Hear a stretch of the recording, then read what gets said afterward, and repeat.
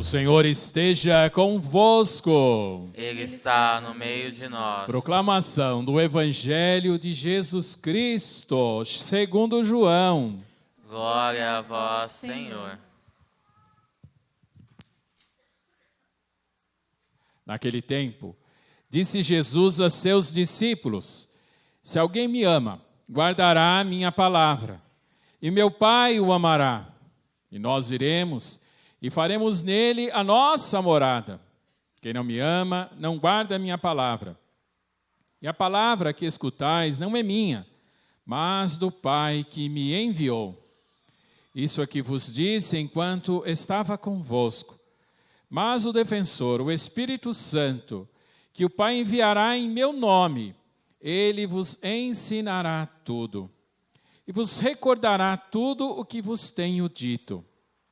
Deixo-vos a paz, a minha paz vos dou, mas não a dou como o mundo. Não se perturbe nem se intimide o vosso coração. Ouvistes o que vos disse: Vou, mas voltarei a vós. Se me amasseis, ficarias alegres, porque vou para o Pai, pois o Pai é maior do que eu. Disse-vos isso agora, antes que aconteça, para que quando acontecer, vós acrediteis. Palavra da salvação. Glória a vós, Senhor. Aleluia, aleluia, aleluia.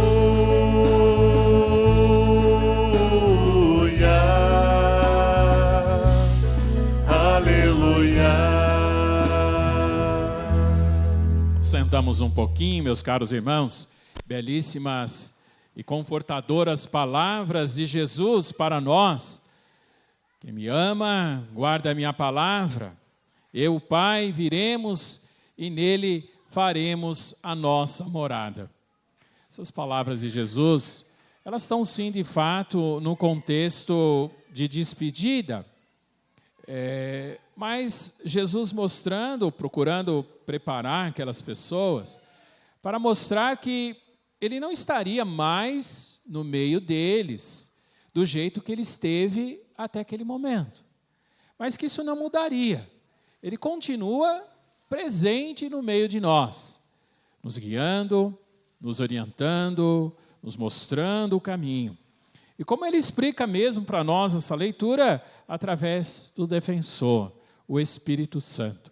O Espírito Santo de Deus agindo no meio de nós, agindo em nós, para que, através desse Espírito, possamos nos deixar conduzir, sermos orientados, sermos, na verdade, conduzidos pelo caminho que é o caminho de Deus. Belíssima leitura para nós, para as nossas vidas. Jesus já na semana passada tinha falado justamente isso para nós. Ele tinha dito de um mandamento que ele chamou de novo, que é justamente amar como eu vos amei. Nisso, concluiu o Evangelho para nós semana passada, todos reconhecerão que sois os meus discípulos, se eles perceberem de fato que você ama e tem esse amor do jeito que Cristo mesmo nos amou. Seguindo esse raciocínio, ele nos exorta, então, a permanecermos, continuarmos em nossas vidas com Deus, e através desse Espírito Santo, ser conduzido em nossas vidas. A primeira leitura de hoje, de uma maneira especial, nos mostra, assim, de uma forma didática, para a nossa compreensão, o que quer dizer essa ação do Espírito Santo, como que age em nós, em nossas vidas. Está relatando aí a realidade de uma comunidade de Antioquia. Antioquia, na verdade, uma grande cidade mais ao norte de Israel, que se caracterizou, no primeiro momento, como o segundo centro, digamos, importante, depois de Jerusalém. Jerusalém o primeiro, Antioquia, então, foi Antioquia que os cristãos foram chamados, segundo o livro dos Atos dos Apóstolos, de cristãos. Olha, esses são os cristãos, esses são aqueles que seguem a Jesus Cristo. Nós sabemos que a experiência inicial esteve com o povo de Israel, Jesus era judeu. Os apóstolos, todos eram judeus. Paulo era judeu. Ou seja, a primeira realidade do cristianismo é dentro do judaísmo, da onde surgiu. E o próprio Jesus havia exortado da seguinte maneira: ide a todos os povos, Evangelho de Mateus, último versículo, a todos anunciai o Evangelho, batizai-os em nome do Pai, do Filho e do Espírito Santo, para que todos tornem os meus discípulos. Quem assumiu essa palavra com uma determinação impressionante foi Paulo. A primeira leitura das últimas 3 semanas, incluindo hoje, mostra justamente os percursos de Paulo. 2 semanas atrás, nós refletimos aqui, ele saiu em missão. Foi em vários lugares, inclusive Antioquia, de onde ele partiu, e a todos esses lugares ele foi anunciando o Evangelho. Passou por dificuldades. Aí, semana passada, a leitura mostrava Paulo voltando, até chegar em Antioquia. E antes, no percurso, nas cidades que ele havia passado, eu até brinquei aqui, olha, ele não foi no domingo e chegou na quarta-feira, a viagem de Paulo, não é assim. A viagem de Paulo demorava 1 ano, 2 anos, ficava um tempo no lugar, um tempo no outro, mas uma hora ele fez o caminho de volta. Ele foi passando nos lugares que ele havia anunciado Jesus, exortando aquelas comunidades a permanecer firmes na fé, organizando, e aí dizia a leitura, deixando à frente da comunidade um presbítero para organizar. É a estrutura da igreja até hoje. Presbítero, padre. Qual que é a função do padre numa comunidade? A função do padre é motivar as pessoas para Deus, é motivar as pessoas para conhecer um evangelho, para ter a Eucaristia como centro, fazer isso em memória de mim, como dizia semana passada, e para que a comunidade possa caminhar na fé em direção a Cristo Jesus. Bom, Paulo, semana passada, dizia a leitura, chegou em Antioquia, ponto final, ou ponto inicial de onde havia saído, partilhou com todos a alegria daquilo que ele tinha vivenciado. Bom, centralizemos agora, como diz a leitura, na cidade de Antioquia. A cidade de Antioquia mostra que, no primeiro momento, a convivência entre os cristãos de origem judaica e os cristãos que não eram de origem judaica, não foi fácil. A própria leitura a gente pode acompanhar. Estavam lá numa boa, chega um grupo de judeus, dizendo, olha, que bom, vocês viraram cristãos, vocês seguem Jesus, que legal, nós também, que coisa boa. Olha, mas a gente vai contar uma coisa para vocês. Se vocês não passarem pelo rito, ou seja, pelo percurso do judaísmo, o que significa isso? A circuncisão, observar a lei de Moisés, vocês não vão ser salvos, vocês serão cristãos de 2ª categoria. No fundo foi isso. É lógico que a própria leitura diz que isso provocou uma grande confusão, do tipo, mas de onde que você tirou isso? Onde que Jesus falou uma coisa dessa? E aí, um do lado do outro, Paulo, defendendo justamente os cristãos de origem não judaica, eles tomam uma decisão muito interessante. Como eu disse, à frente da comunidade tem o padre fala, o padre ensina, o padre exorta. De onde que eu tiro? Da minha cabeça? De jeito nenhum. Eu sigo a orientação da igreja, eu acompanho, conheço os documentos, o que vai se posicionando, e a gente vai se orientando, e orienta a comunidade. O que fez Paulo?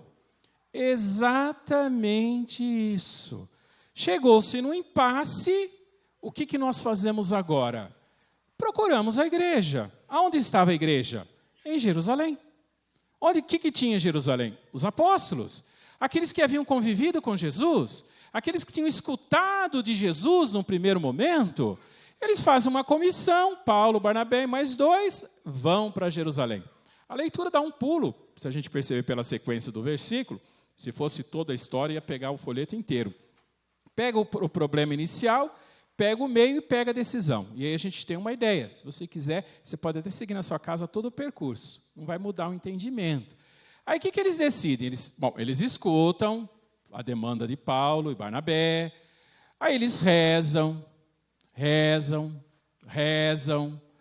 discutem, conversam, pedem opinião, e aí eles tiram uma decisão. E eles começam essa decisão assim, olha, nós decidimos, nós quem? O Espírito Santo em nós. Deixar-se conduzir por Deus através do Espírito Santo. Abrir o coração, deixar Deus falar. E quando Deus nos fala, muitas vezes não é aquilo que a gente quer ouvir, não é a nossa vontade, é ter um entendimento maior daquilo que é de Deus. E aí a decisão deles é muito interessante. Nós decidimos não impor nenhum fardo em cima de vocês. Meus caros irmãos e irmãs, ao longo da história, às vezes até no momento presente, a grande dificuldade é justamente essa. Existem questões que são da fé, que são da religião. O que é da fé? O Evangelho de hoje nos fala viver o amor de Deus. Deixar esse amor como único parâmetro de nossas vidas. E tudo que é decorrente desse amor é de Deus. O perdão, o desejo da reconciliação, a renúncia a qualquer impulso de vingança, de inveja. Isso é de Deus, isso é da fé, isso é da religião. Ter Jesus Cristo como centro, a Eucaristia. A grande confusão é que às vezes pegam-se questões culturais e querem, através de questões culturais, se impor sobre algumas questões que são religiosas. Vai ficar claro na sequência da leitura. Então eles dizem assim, olha, vamos viver a fé. Vamos ser fiéis a essa fé. Não vamos colocar pesos fora da fé. Agora, na sequência eles falam assim, vocês precisam ser prudentes, sábios. Vocês estão vivendo no meio de judeus, está tudo misturado. Então, olha, faz favor, vamos nos abster de fazer essas coisas. Que coisas? Carne sacrificada aos ídolos, do sangue, das carnes de animais sufocados e das uniões ilegítimas. O que está acontecendo? Qual que é a questão? É que tem algumas situações que são extremamente caras, preciosas para o judeu. E aí ele coloca 3 situações que causam repugnância. Aí no caso ali, a carne sacrificada aos ídolos, todos os povos antigos, os judeus e os pagãos, faziam sacrifício de animais. O que era isso? Os templos, existia um lugar onde era feito a palavra original, holocausto. O que era isso? Pegava-se um animal grande, o sacerdote, a função original dele era essa, na verdade ele era um açougueiro, cortava-se o animal no meio, pegava-se o animal e colocava na churrasqueira. Queimava inteiro, é para Deus, se ofereceu para Deus. A outra metade se comia. Os judeus e todos os povos faziam isso. Para o judeu, pegar uma carne de um animal sacrificado para um deus pagão era um sacrilégio. E eles vendiam essa carne, as pessoas comiam. Você entendeu? Então, o que ele está falando? Olha, não vamos comer essa carne, primeiro. Segundo, do sangue do animal sufocado. É a segunda questão. Como é que se comia a carne? Bom, como é que nós comemos a carne? Se mata o animal, se faz o corte, dependendo do corte, dependendo do país, tem um nome, e aí você pega a carne no açougue, não é assim?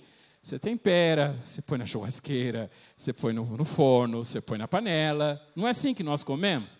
Para o judeu, isso é um... Por quê? Como é que eles comem a carne? Eles fazem uma incisão no animal e tira todo o sangue. Bota de ponta cabeça e sangra. E a carne que eles comem é sem sangue. Então, isso que nós comemos, para o judeu, é um animal sufocado. Eles não comem isso. Terceira coisa é a questão das uniões ilegítimas. O judeu abominava qualquer tipo de parentesco no casamento. Para a gente ter uma ideia, como é uma questão que tem uma força cultural muito grande, Os egípcios antigos, aqueles da história, eles casavam entre irmãos. Você sabia disso? Bom, são questões culturais. Mas o que a leitura, o mais importante, por que o padre fez todo esse percurso? O que a leitura está falando? Nós devemos aprender a respeitar as nossas diferenças. Eis a questão. Somos uma comunidade. A mesma fé. Isso é mais importante. O resto é a diferença que a gente precisa aprender a nos respeitar, a nos conhecer. E ter Jesus Cristo como centro da nossa vida, centro da nossa história. Isso é o que importa. O resto a gente convive com as nossas diferenças. Deixa eu dar 2 exemplos que eu dei nas outras missas, que todo mundo ficou com cara de nojo, mas acho que funcionou. Pega uma situação para nós. Alguém te convidar para comer carne de macaco. Pelo amor de Deus, você vai... Nossa. Ou então, a cultura do povo coreano, comer carne de cachorro. Não dá, né, gente? Então, se o coreano vai comer carne de cachorro, não convida a gente. Se a gente vai comer carne de vaca, não convida um indiano, que não come carne de vaca. E a gente se convive. O que eles estão falando? Olha, haja com sabedoria. Vocês têm diferenças. Respeite as diferenças. Não vamos agredir o outro com aquilo que é caro para ele na sua cultura e vamos preservar aquilo que é mais importante, a nossa fé em Cristo Jesus. O padre já estourou os 12 minutos que eu falo e não consegui nem falar da segunda leitura, mas eu não consegui falar da segunda leitura em nenhuma missa esse final de semana, então vai ficar igual. Só para concluir o Evangelho, Jesus fala assim, olha, deixo-vos a paz, a minha paz eu vos dou, mas é uma paz diferente do mundo. O que Jesus está querendo dizer? Olha, Jesus viveu na época dos romanos. Na época dos romanos, os romanos desenvolveram uma organização impressionante. Então, ao longo do Império Romano, do território, na época que o Império Romano, no século I, foi maior, eles tinham 28 legiões romanas estacionadas nos pontos estratégicos de todo o Império. Da África, do leste, do norte, da Ásia. E era ponto estratégico assim. Essas legiões, elas conseguiam se deslocar na parte que ela tinha que cobrir com uma rapidez muito grande. E elas chegavam rapidinho. É mais ou menos o modelo do exército americano no mundo que eles copiaram dos romanos até hoje. Bom, aconteceu o seguinte, está aqui o João que fez a leitura, de repente o João começa a agitar. Nós não vamos mais pagar imposto. E aí ele avisa o vizinho, avisa o cara da rua do lado, e nós vamos enfrentar esses romanos, ninguém paga mais nada, e começa a agitar. Cada lugar tem um centurião. Aí o centurião fazia assim. Aí vinha a legião romana, matava todo mundo. Essa era a Pax Romana.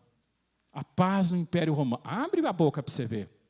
Pede para você vai receber o seu. Questiona. Era uma paz, era um sossego no Império. Ninguém abria a boca, todo mundo concordava com tudo. Deixa eu dar um exemplo. Imagina uma casa, sua casa. Aí você levanta o muro 3 metros. Aí você coloca aquela concertina. Aí depois você coloca mais 1 metro de cerca elétrica. Aí você fica com 3 telefones celular funcionando e mais um telefone, qualquer coisa 90. Corre aqui. Isso é paz? Essa é a paz do mundo. A paz pela força, pelo medo, pela imposição. Não é essa paz que Jesus está falando. Ele diz assim que ele vai fazer morada. Ele vai permanecer dentro de nós. Ele está falando de uma paz interior. Um equilíbrio dentro de nós, que nos dá condições de lidarmos com todas as situações. Podemos, na verdade, às vezes, ficar atordoados, mas firmes, convictos, em paz, em harmonia, tendo realmente esta presença de Cristo fazendo a diferença em nós. Se nós não temos essa paz interior, nós fazemos da nossa vida um inferno e fazemos o inferno da vida de todas as pessoas que participam de nossas vidas. ter esta paz interior que nós só conseguimos, como diz Jesus no Evangelho, se permanecermos nele, a ele ligado. Ele virá e em nós fará a sua morada. Nós continuamos a missa no